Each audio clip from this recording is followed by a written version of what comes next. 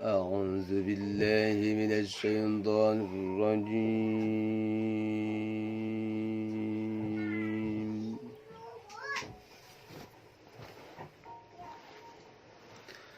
بسم الله الرحمن الرحيم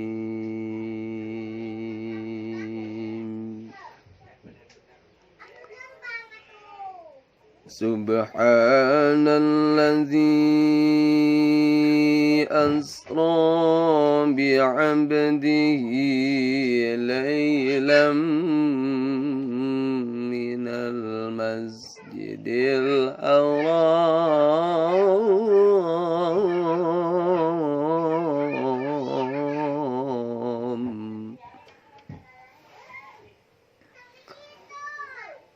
ليلا من المسجد الحرام إلى المسجد الأقصى الذي باركنا حوله لنريه من آياتنا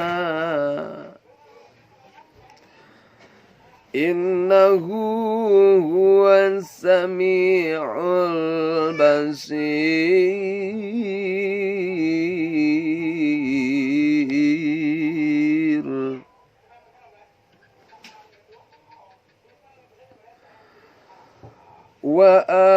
وآتينا موسى الكتاب وجعلناه هدى لبني إسرائيل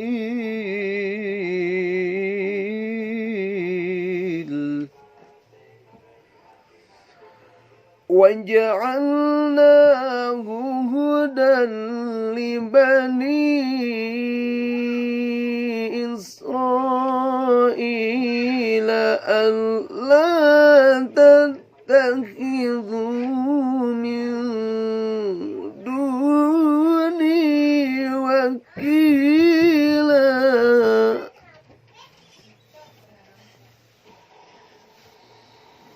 Maha besar Allah yang telah memperjalankan hambanya Muhammad pada malam hari dari Masjidil Haram ke Masjidil Aqsa yang telah kami berkahi sekelilingnya,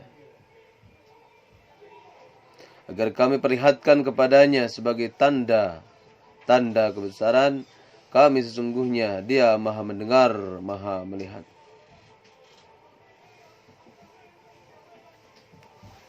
Dan kami berikan kepada Musa kitab Taurat, dan kami jadikannya petunjuk bagi Bani Israel dengan fitnah, dengan firman, janganlah kamu mengambil perlindung selain aku.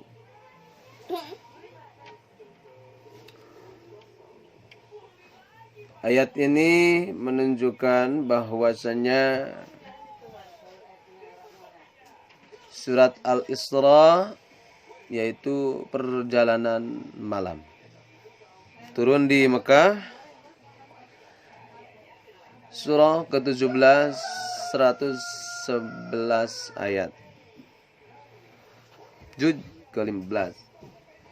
Allah telah memperjalankan kepada abdihi, siapa abdinya Allah, yaitu akannya Nabi besar Muhammad sallallahu alaihi wasallam, lailan, di waktu malam, minal masjidil haram, dari masjidil haram. Masjidil haram itu yang ada di Masjidil Haram Makkah al-Mukarramah, ilal masjidil aqsa, sampai ke Masjidil Aqsa. Masjidil Aqsa itu yang ada di Palestina. Alladzi, tegasna dat, barokna, telah memberkahi, haulahu, di sekelilingnya, linuriyahu, agar kami perlihatkan, min ayatina, daripada ayat kami, kata Allah Subhanahu wa taala. Innahu huwas samiul basir, sesungguhnya Allah yang Maha mendengar dan Maha melihat.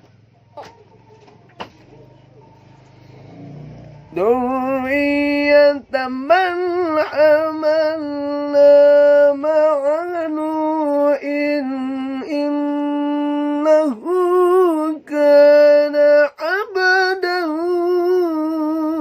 شكورا.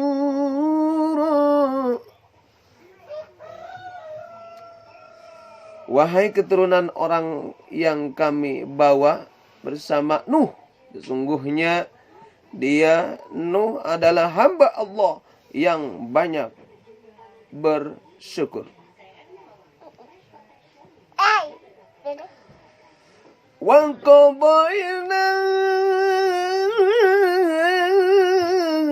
ila bani Israil fil kitabi la tufsidunna fil ardi marratain.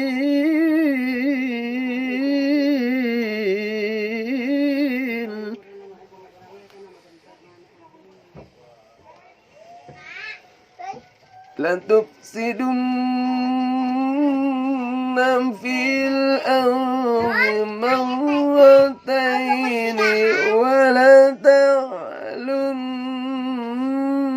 'uluwan kabira. Dan kami tetapkan terhadap Bani Israel dari kitab itu, kamu pasti akan berbuat kerusakan di bumi ini 2 kali dan pasti kamu akan menyombongkan diri dengan kesombongan yang besar.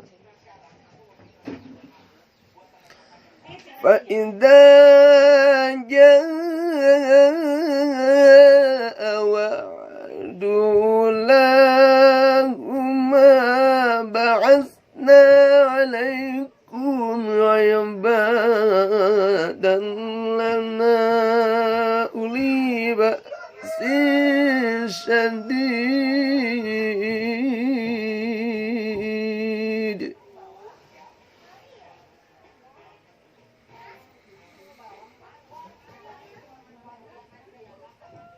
Ibadan lana uli ba'sin syadidin fajasu khilalad diyar.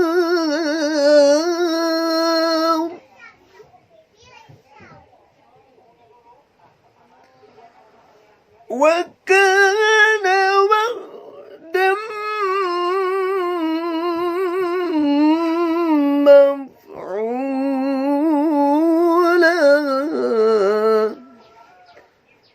Maka apabila datang saat hukuman bagi kejahatan yang pertama dari kedua kejahatan itu, kami datangkan kepadamu hamba-hamba kami yang perkasa, lalu mereka merajalela di kampung-kampung, dan itulah ketetapan yang pasti terlaksana.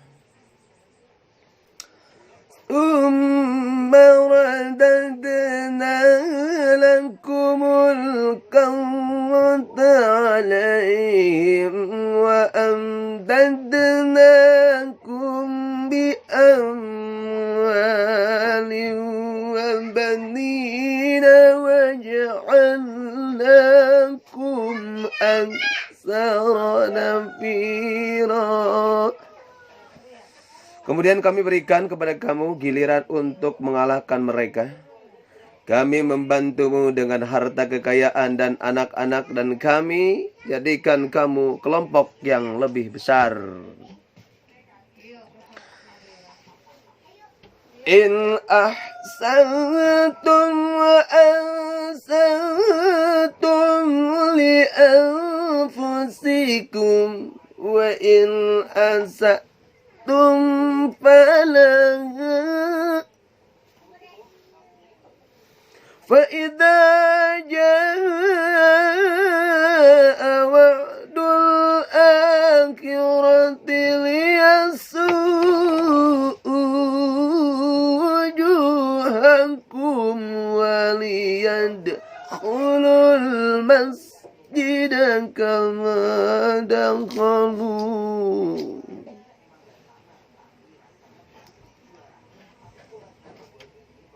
وليدخلوا المسجد كما دخلوا أول مرة وليتبروا ما علوا تتبيرا.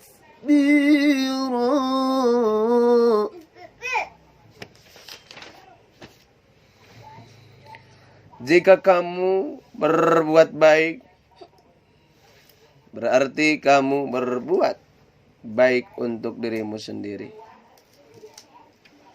Jadi ketika kita berbuat baik, beramal soleh, sedekah, zakat, haji, itu bukan untuk orang lain, tapi untuk kita sendiri yang melakukannya.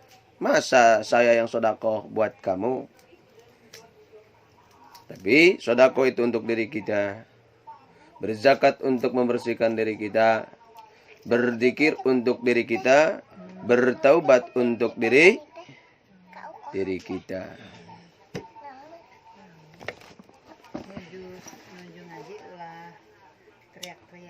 Jika kamu berbuat baik, berarti kamu berbuat baik untuk dirimu sendiri. Dan jika kamu berbuat jahat, maka kerugian kejahatan itu untuk dirimu sendiri. Jadi ketika berbuat baik untukmu, berbuat jahat untukmu juga. Wa may ya'mal mithqala dzarratin khairan yara wa may ya'mal mithqala dzarratin syarran yara. Ketika berbuat baik untuk kita sendiri dan berbuat jahat untukmu sendiri, Allah akan jajal orang tersebut dan Allah akan balas walaupun satu titik dia berbuat dosa, dan Allah akan balas walaupun satu titik pula berbuat kebaikan. Apabila datang saat hukuman kejahatan yang kedua, kami bangkitkan musuhmu untuk menyuramkan wajahmu, lalu mereka masuk ke dalam Masjidil Aqsa. Sebagaimana ketika mereka memusiknya pertama kali dan mereka membinasakan apa saja yang mereka kuasai. Asa rabbukum ayyamakum wa in 'udtum 'udna wa ja'alna jahannama lil kafirina asira. Mudah-mudahan Tuhan kamu melimpahkan rahmat kepada kamu. Tetapi jika kamu kembali melakukan kejahatan yang kedua, niscaya kami kembali mengazabmu dan kami jadikan neraka jahanam penjara bagi orang kafir. Jadi ketika kita melakukan dosa, tobat, dosa lagi, tobat lagi, dosa lagi, tobat lagi, tobat samel, maka Allah akan berikan azab dan tempat neraka jahanam untuk orang tersebut. Jadi lamun cak orang Sunda mah kudu netek lengker melah jantung moal deui ngalaksanakeun bertaubat kepada Allah Subhanahu wa taala. Seperti kan taubatnya Nabi Adam, Rabbana zalamna anfusana wa illam taghfir lana wa tarhamna lanakunanna minal khasirin. Wahai Tuhanku, kami telah berbuat dosa. Rabbana dzalamna anfusana wa illam taghfir lana wa tarhamna lanakunanna minal khasirin. Jika kami tidak dimaafkan olehmu ya Allah, aku berarti termasuk orang yang zalim dan merugi. Bertaubat kepada Allah. Jika kita melakukan dosa, bertaubat kepada Allah. Jika kita hilaf beristighfar kepada Allah Subhanahu wa taala, perbanyaklah istighfar. Maka kata baginda Nabi Muhammad sallallahu alaihi wasallam, bertobat minimal sehari semalam, yaitu 100 kali. Itu Nabi yang tidak punya dosa, apalagi kalau kita perbanyaklah. Aksiru min zikrillah, perbanyak kepada Allah, zikir kepada Allah. Istaghfiru wastaghfiru, dan harus beristighfar kita kepada Allah Subhanahu wa taala sebanyak-banyaknya. Astaghfirullahal azim. Astaghfirullah Rabbal baraya, Astaghfirullah minal khataya. Rabbi zidni ilman nafi'a wa wafiqni amalan maqbula wa wahab li rizqan halala wa tub alaina taubatan nasuha wa tub alaina taubatan nasuha. Beristighfar kepada Allah Subhanahu wa taala. Beristighfar, ketika beristighfar insyaallah Allah memaafkan. Sebanyak apapun dosa kita, sebanyak apapun dosa kita, maka kita akan dimaafkan oleh Allah Subhanahu wa taala. Inna hadzal qur'ana yahdi lillati hiya aqwam wa yubashshirul mu'minina allazina ya'maluna as-solihati anna lahum ajran kabira. Inna hadzal qur'ana yahdi lillati hiya aqwam wa yubashshirul mu'minina alladzina ya'malu الصالحات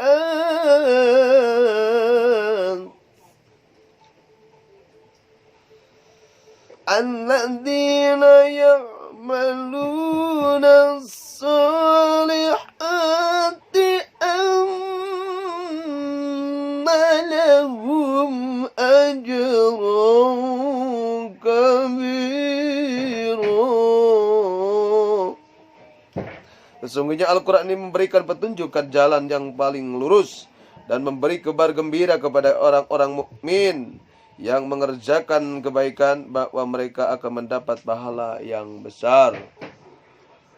Wa nunazzilu minal Qur'ani ma huwa shifaa'un wa rahmatul lil mu'minina wa la yazidu الظالمين ولا يزيد الظالمين إلا خسارا.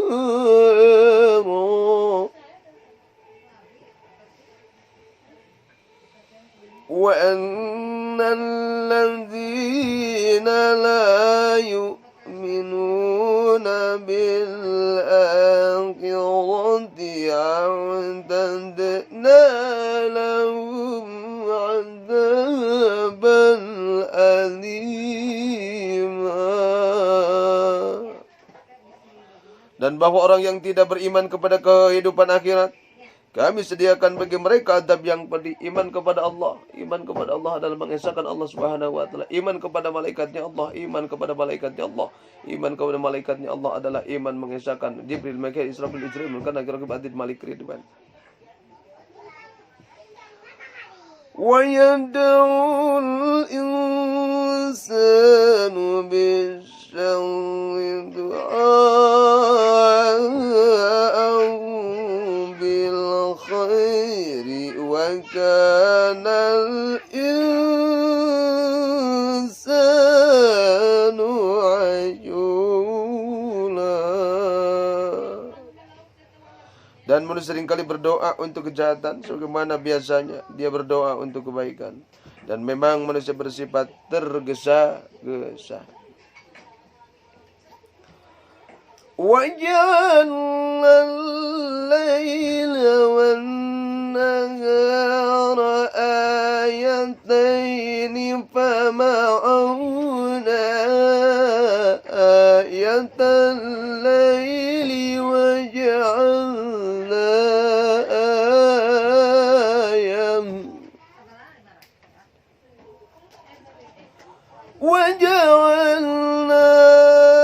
آية النهار مبصرة لتبتغوا فضلا من ربكم ولتعلموا عدد السنين والحساب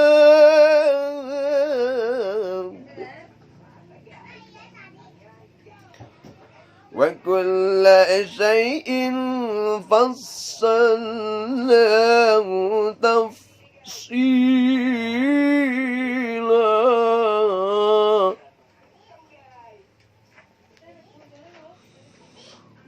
وكل إنسان ألزمناه طائره في عنقه ونخرج له يوم القيامة كتابا يلقاه منشورا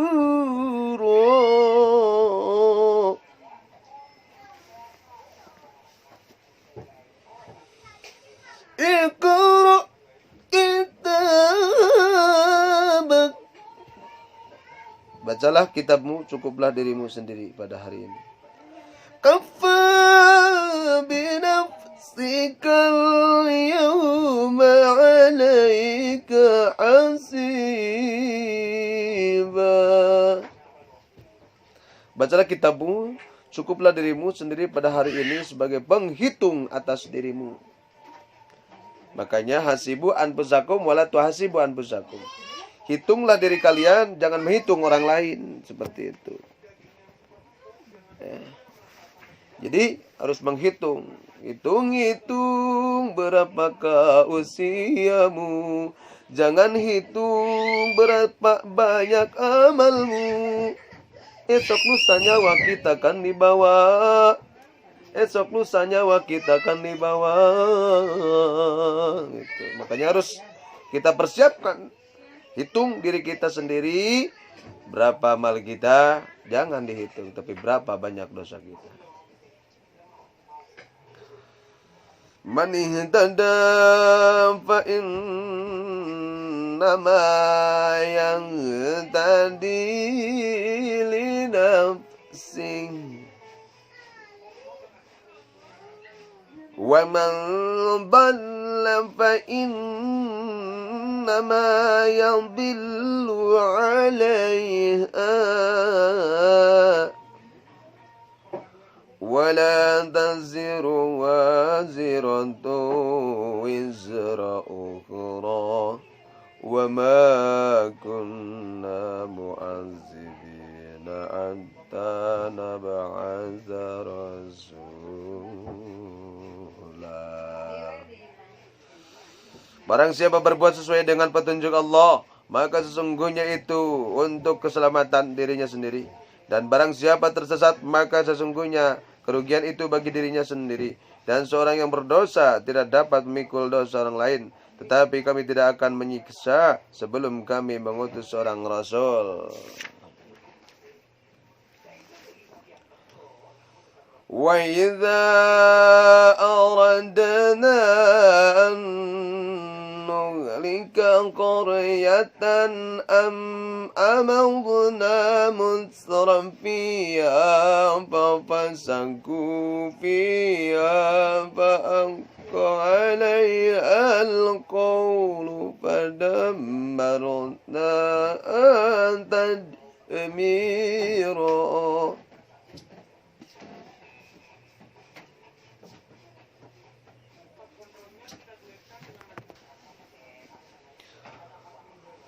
Wa kam ahlakna minal quruni min بعد نوح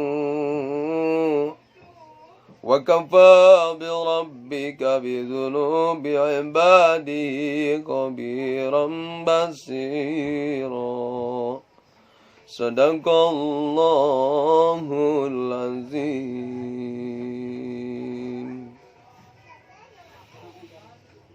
اللهم ارحمنا بالقرآن واجعله لنا إماما ونورا وهدى ورحمة. اللهم ذكرنا منه ما نسينا وعلمنا منه ما جهلنا وارزقنا تلاوته آناء الليل وأطراف النهار واجعله لنا حجة يا رب العالمين. صدق الله العلي العظيم وصدق رسوله العزيز الكريم ونحن على ذلك من الشاهدين. ربنا تقبل منا إنك أنت السميع العليم. اللهم ارزقنا بكل حرف من القرآن علاوة وبكل جزء من القرآن جزاء. اللهم ارزقنا بالآلف ألفة وبالباء بركة وبالتاء توبة وبالساء ثوابا وبالجيم جمالا وبالحاء حكمة وبالقاء خيرا وبالدال دليلا وبالدال ذكاء وبالراء رحمة وبالزاء زكاة وبالسين سعادة وبالشين شفاء وبالصاد صدقا وبالضاد ضياء وبالضاء ضراوة وبالزاء زفرا وبالعين علما وبالغين غنى وبالفاء فلاء وبالقاف قربة وبالكاف كرامة وباللام لطفا وبالميم موعظة وبالنون نورا وبالواو وصلة وبالهاء هداية وبالياء يقينا. اللهم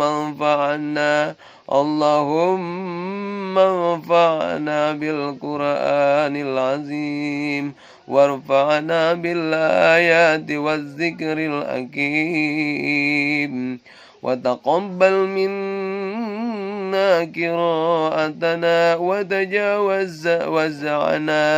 وتجاوز عنا ما كان في تلاوة القرآن من خطأ أو نسيان أو تعريف كلمة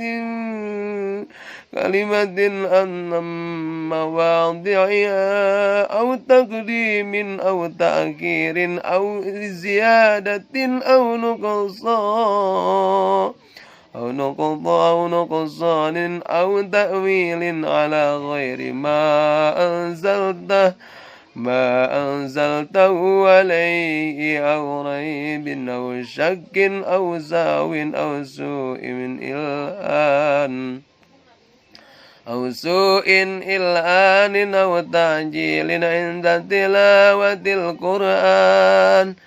القرآن أو كسل أو سرعة أو زيغ لسان أو وقف بغير وقوف أو إدغام أو إدغام بغير مدغم أو إظهار بغير بيان أو مد أو تسديد أو همزة أو جزم أو إعراب بغير ما كتبه أو قلة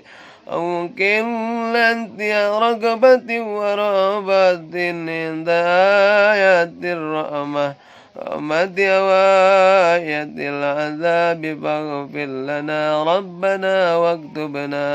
ربنا واكتبنا مع الشاهدين. اللهم نور قلوبنا بالقرآن وزين أخلاقنا بالقرآن ونجنا من النار بالقرآن وادخلنا في الجنة بالقرآن. اللهم اجعل القرآن لنا في الدنيا قرينا وفي القبر مونسا وعلى الصراط نورا وفي الجنة رفيقا ومن النار سترا وإجابا وإلى الخيرات كلها دليلا. فاكتبنا على التمام وارزقنا أداء بالقلب واللسان وحب الخير والسعادة والبشرة من الإيمان. وصلى الله تعالى على خير خلقه محمد مزهرة واللطفي ونور أدرسي وسيدنا محمد وآله وصحبه أجمعين وسلم تسليما كثيرا. As'aluka bifadli bismillahirrahmanirrahim wa bimanzilati bismillahirrahmanirrahim wa biqudrati bismillahirrahmanirrahim. Irfa qadri wasroh sadri wahlul uqdatam min lisani yafqahu qawli ya man huwa kafaya insan hamim ain sin qaf alif lam mim sad alif lam mim ra Allahu la ilaha illa huwa bisatwatil jabaruti wa qudrati bi azamatika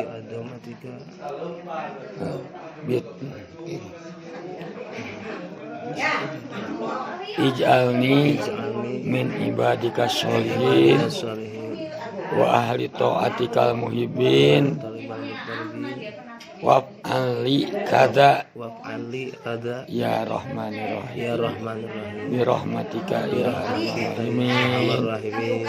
Al-Fatihah. Ya kana ya suratul ladzina Jas buka mobil tuh hiji ya maghrib 20 subuh 20 hiji jadi sapoting teh opat gua suka sapoting 40 hiji salama 40 hiji penting jadi lamun urang dek itu insyaallah bahwa dilancarkan. Amin. Assalamualaikum warahmatullahi wabarakatuh. Bersama istri di Ponbas Raja Walid, Kuburan Karusrahan.